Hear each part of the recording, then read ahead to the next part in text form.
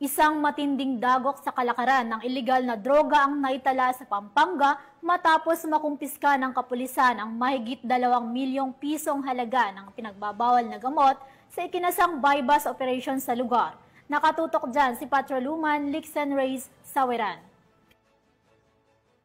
2 milyong halaga ng marijuana at marijuana-based products ang nasamsam sa isang buy-bust operation ng Mabalacat City Police Station sa ilalim ng pamumuno ni Police Colonel Eugene Marcelo, Officer in Charge ng Pampanga Police Provincial Office sa Barangay Bicol, Mabalacat City, Pampanga na nagresulta rin sa pagkakaaresto ng 3 high-value individuals. Kinilala ni Police Brigadier General Ponce Rogelio Peñones Jr., Regional Director ng Police Regional Office 3, ang mga naarestong sospek na sina alias Jack ng Barangay Bicol, Mabalacat City, alias Josh ng Barangay Dau at alias Ana ng Barangay Balibago, Angeles City. Nasamsam mula sa kanila ang 2 kilo ng tuyong dahon ng marijuana na nagkakahalaga ng 240,000 pesos, 520 gramo ng ininalang kush na may halagang 858,000, 218 piraso ng marijuana-flavored vape cartridges na may standard drug price na 872,000 pesos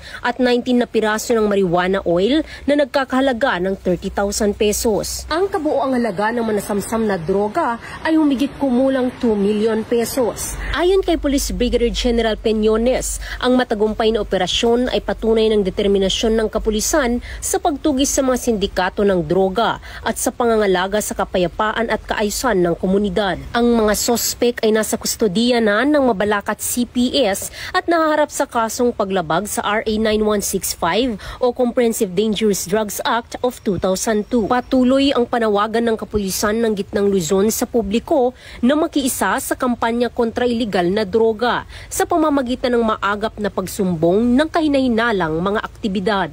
Mula dito sa Gitnang Luzon, ako ang inyong PNN correspondent, Patrolwoman Lixen Reyes Saweran, alagad ng batas, tagataguyod ng Balitang Pulis.